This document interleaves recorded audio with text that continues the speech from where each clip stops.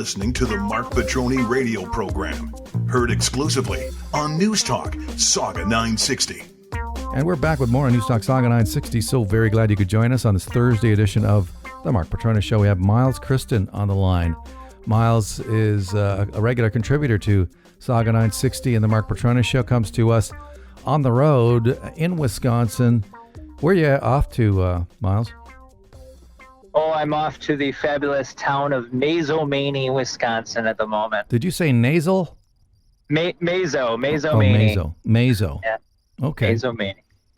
All right. Well, let's talk a little bit about Joe Biden's State of the Union address, such as it was. You listened to the whole thing, did you? Or how? That's impressive. If you're able to watch and listen to an entire speech by Joe, I have to take my hat off to you. I couldn't even watch 5 minutes of it. I just didn't want to. It's too painful, but give us your take. It was kind of scary how, it's 2022, and so much of what's going on reminds me of 2003 and the buildup to the Iraq War.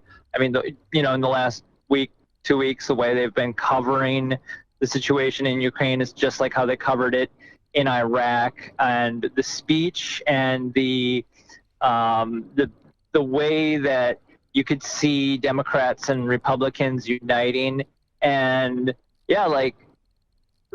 what Putin's done is very bad, and I understand that something needs to be done, but it almost feels like the Cold War is, no longer, and that we're in this actual conflict with Russia. I mean, the biggest takeaway from his speech last night was when he was saying that we're not sending troops to Ukraine, or not sending troops to Europe, but that we will send troops to defend our NATO allies. And so it's like, if Putin invades Lithuania, are we going to go to World War III over Lithuania? I mean, he shouldn't invade any countries, but what is the United States willing to do, and what in the United States actually want to do, if a situation like that happens? We can't afford it. That's the biggest thing too. The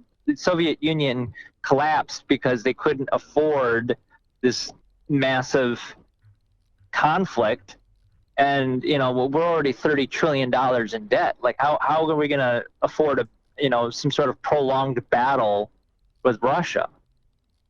Yeah, absolutely. And he didn't spend much time talking about stuff that actually matters to Americans. I mean, apart from the situation in Ukraine, you've got a serious inflation problem. You've got high gas fuel prices. I mean, if you're on the road, you're driving along, as well as I do, that Americans are paying a lot more for fuel. I mean, they're feeling the pinch, and you've got a president who doesn't seem to even acknowledge that. I mean, he's the one who kneecapped America's energy industry. Under Trump, America became the number one energy producer in the world. And it was certainly sustaining its own energy needs. That all changed when Biden came in, nuked Keystone, and basically not stop the production on federal lands, handing out the leases, for instance, for drilling. So he went a long way towards handicapping America's energy industry. And now, of course, it's dependent on Saudi oil to a degree that it hadn't been in years. And they're saying, well, we've got to ramp up production from those types of regimes because Russia is a big energy producer and we can't take their fuel anymore. So all these types of issues have hurt consumers in America, but you didn't hear much about that in the State of the Union address. What you did hear were flubs, at one point referring to Ukrainians as Iranians. I mean, did you take much comfort from his repeated flubs in terms of, getting any kind of confidence about his cognitive state? I mean, there are these times when it seems like he's been given something to make him a little bit more alert and aware. And I kept joking earlier in the day that he was going to be in the middle of the State of the Union and just say, "Oh, folks, you know the rest," and then just walk away. But when it comes to energy, it's a complicated issue. I mean, I do think oil companies should absolutely be held responsible when they make mistakes. Take like BP, what happened in the Gulf of Mexico years ago. I mean, they should definitely have been held responsible for that. I was actually interviewing Tim Moen, the Libertarian chair of the Libertarian Party of Canada, a few months ago, and he and I talked extensively about the Keystone Pipeline, and he did bring up the very good point, which is that, does the United States want oil from the Middle East? Do we want oil from, places like Russia, or do we want, oil from Canada? And while the pipelines, from Canada into the United States aren't done in the best way, and that there's questions about some of those companies and the ways they're getting it done, I would rather get oil from Canada than Russia. And I mean, that's a huge thing, is that if we really want to, if the United States really wanted to have some sort of a sanction that's going to stop Russia, you would think that we would just stop getting oil from them, and the economic pressures that would put would cause Russia to stop their aggression on other countries. But we're still going to bring in lots and lots and lots of oil from Russia. Yeah, and you're still getting a lot of oil from Canada, but not as much as you could be getting. I mean, has there been any pushback on his energy policies in the United States? I mean, where you are in Wisconsin allegedly went for Biden in the 2020 election. But I mean, yeah, conservatives are bringing up some valid arguments about oil and energy and so forth. And then when it comes to people on the left, they'll have environmental rallies here in Wisconsin. And I swear there was an environmental rally last year where they just kept popping out this word climate justice. And the things that they were talking about, I actually made a compilation video of it. The things that they were talking about didn't actually make any sense. They were saying that abolishing prisons was climate justice, free universal housing was climate justice. I mean, it was the most crazy, abstract. It was like everything that had nothing to do with the environment was climate justice. And so, like, the left, even though they should be upset by the fact that, like this Democrat governor here and the lieutenant governor, they're funded by oil and mining and all these things. You think they'd be upset by the polluters, putting money into their campaigns? They don't care, because Democrats just basically have to have, as long as they're not a Republican, it's like, oh, but the Democrat might be doing all this bad stuff, but hey, it's not a Republican, and that's all they have to do. Even a CNN poll found that Biden did not speak about inflation enough, or even violent crime. These are all issues that are of major concern in America. I mean, when CNN does that, well, that the situation is probably even worse than what they're reporting. Overall, 53% said Biden did not do enough to discuss the rising prices of basic food items and other items in the United States. 54% said he did not say enough about the increased levels of the numbers of shootings. You've seen that in Wisconsin. And in fact, Biden only talked about inflation a couple of times, touting his vague plan to fight inflation and build a better America.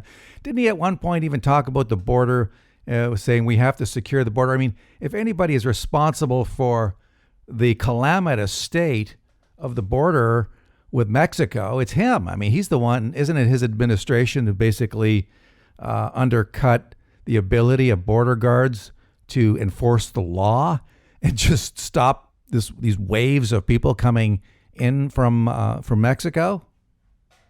Well, the couple points is just, when Obama was president, they were separating families, they were putting kids in cages, they were using these secretive camps that were once referred to as FEMA camps as immigration detention centers. And then when Trump was president, now all these FEMA camps are everywhere. They exist. They're real. Now that we have, and everyone's opposed to his immigration policies and deportation policies. And then when Joe Biden becomes president, the left has now completely ignored the same exact kind of things going on. I mean, there are differences between Trump and Biden, of course, but the left is completely ignoring issues about immigration. And, I'm all for immigration. I think, there's some basic check marks that people want to see. I think most people want to see that you can come to this country, pass a background check, possibly I would say even pass a COVID check, that you have a job and that you speak at least some basic level of English is what most people would want to see from immigrants. And I think lots of immigrants coming in can really help us with our labor shortage. And it's like nobody in America is even really talking about immigration right now. Yeah, absolutely. Meantime, you had Trump at CPAC speaking for over an hour, from what I understand, giving a rousing speech. A lot of that was off the cuff and held the crowd spellbound. Granted, it was a pretty partisan crowd of conservatives and Trump supporters, but even so, he looks raring to go in 2024.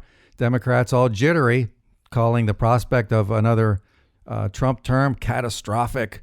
Well, it would certainly be catastrophic to them.